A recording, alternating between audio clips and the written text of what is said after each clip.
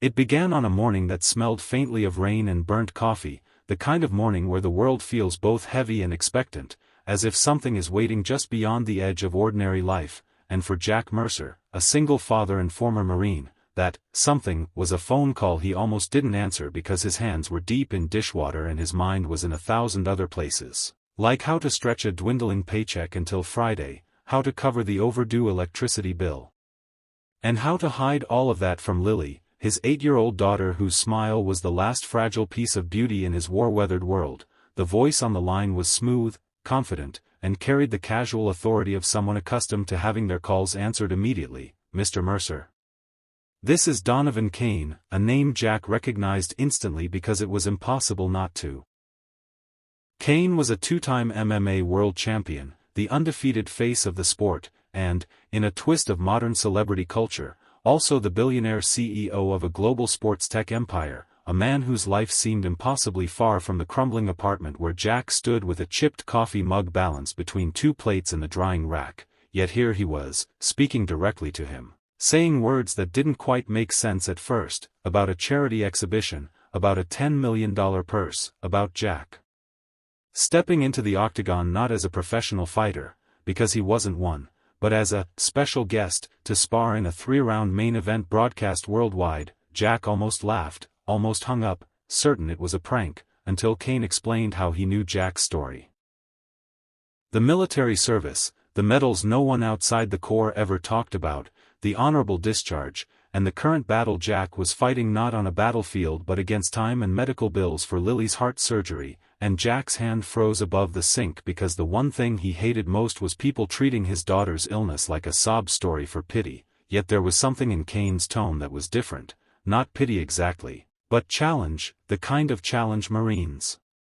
understood instinctively, and before he could stop himself, Jack heard his own voice say, "I'm listening." By the time the call ended, the rain had started in earnest outside, soft against the kitchen window, and Jack leaned against the counter, staring at nothing, replaying Kane's words: 3 weeks of training, media obligations, the fight itself, and the promise that win or lose, $10 million would be wired to the account set up for Lily's operation. Money that meant the difference between a distant hope and a real chance at life. That night, after Lily was asleep, Jack pulled out his old duffel from the closet, the one that still smelled faintly of sand and gun oil, and ran his fingers over the worn gloves inside, remembering the makeshift fight pits Marines built out in the desert to blow off steam, remembering the feel of fists and the rush of adrenaline. And he knew the road ahead would hurt in ways the body doesn't forget, but pain was a language he spoke fluently, and for his daughter, he'd speak it again. The first day at Kane's private training facility was like stepping into another world: polished floors, state-of-the-art equipment, coaches who sized him up with skeptical eyes, and Kane himself, tall and imposing in a fitted black tracksuit, his handshake firm but his gaze sharper, as if already measuring Jack not just for skill but for something deeper, something about grit and refusal to break.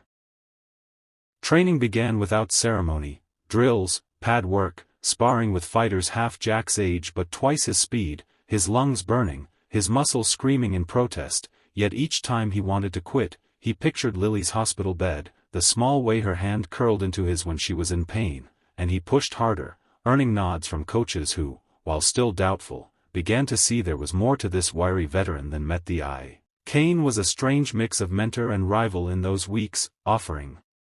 technical advice one moment and then trying to knock Jack flat in sparring the next, as if he wanted to shape him through fire, and Jack responded in kind, finding in Kane a worthy opponent not just physically but mentally, each of them learning the other's rhythm, each probing for weakness. The press ate it up, the billionaire versus the battle-hardened dad.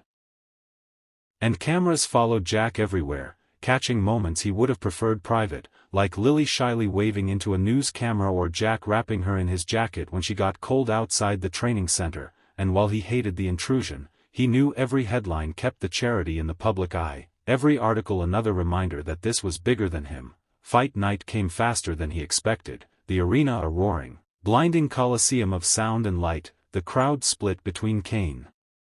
loyalists and the swelling tide of underdog supporters who believed in Jack's impossible shot, and as he walked the long corridor to the octagon, gloves tight, mouthguard in, he thought about the quiet conversation he'd had with Lily that morning, how she'd said, "Don't let him hurt you too bad, Daddy," and how he'd promised with a smile he wasn't sure was convincing. Inside the cage, the air felt different, thicker, electric.